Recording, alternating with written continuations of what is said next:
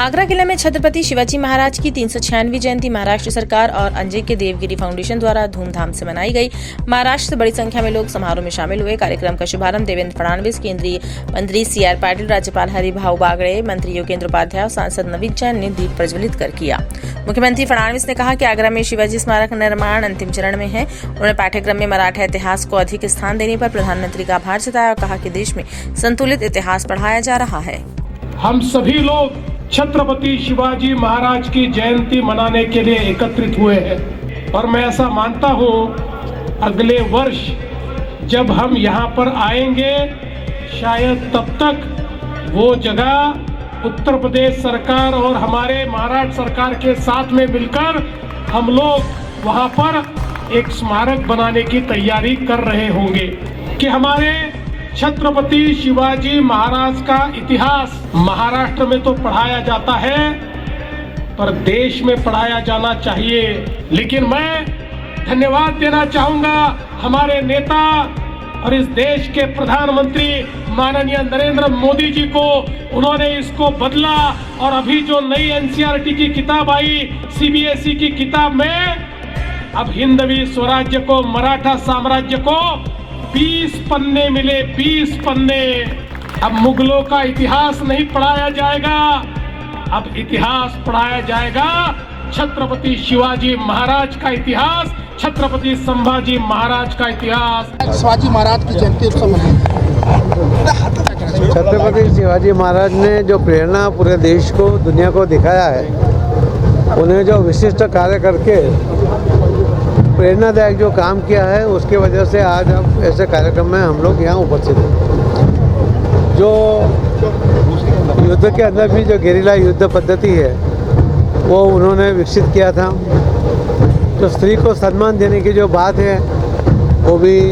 छत्रपति शिवाजी महाराज ने उसका उदाहरण 400 साल पहले जब हम महिलाओं को यहाँ पर एक चीज़ की तरह माना जाता था, उनको कोई सम्मान नहीं था, उस टाइम उसको माँ कहकर सम्मान देने का काम भी छत्रपति शिवाजी महाराज ने किया है। इस तरह से बहुत सी प्रेरणादायक काम उनके कहने की वजह से 400 साल के बाद भी इतने बड़ी संख्या में फॉलोअर्स आज हमारे देश में मौजूद है। शिव प्रेमियों को आज के शिव जयंती के पर्व की मैं बहुत बहुत शुभकामनाएं देता हूं। छत्रपति शिवाजी महाराज ने इस देश का इतिहास बदला और उनके कारण उन्होंने इस देश में ऐसी ऊर्जा पैदा की कि हिंदवी स्वराज स्थापित हुआ और अटक से लेकर कटक तक हमारा अपना स्वराज हमको देखने को मिला। और विशेष रूप से उनके जीवन में आगरा का महत्व बहुत बड़ा है, क्योंकि जब औरंगजेब ने आगरा में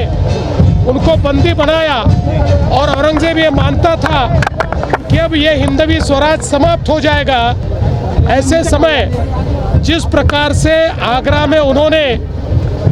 एक अलग प्रकार के गुरिल्ला वॉर के माध्यम से, गनीमी कावा के माध्यम से वे आगरा से निकल पड़े और वापस